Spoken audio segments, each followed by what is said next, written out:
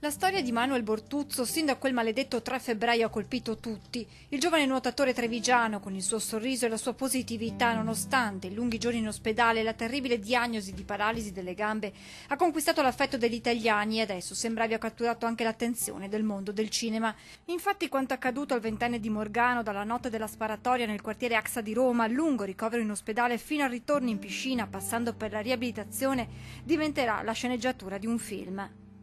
Le riprese dovrebbero iniziare nelle prossime settimane e ad interpretare Manuel, uno degli attori italiani più famosi, Raoul Bova, con un passato alle spalle proprio di nuotatore. I due si sono incontrati qualche settimana fa a Torino in occasione della partita del cuore, un primo contatto in vista della pellicola cinematografica. Intanto Manuel continua la sua riabilitazione, davanti un obiettivo, le Olimpiadi di Tokyo 2020. Posso annunciarvi che ho finito oggi il mio primo step di riabilitazione a Santa Lucia e dopo 3 lunghi mesi finalmente posso tornare a dormire a casa che ho preso qui a Roma, e a breve inizierà il mio secondo step, ovvero quello di tornare a fare tutte le terapie in day hospital, ovvero in giornata continuerò a fare la mia palestra e continuerò a nuotare.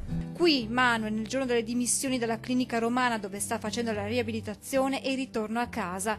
Il giovane non ha mai perso il sorriso in tutti questi mesi, sostenuto dall'affetto della famiglia e degli amici, una forza che lo ha portato anche a scrivere un libro per raccontare questi mesi tra sofferenza, speranza e tanta tenacia.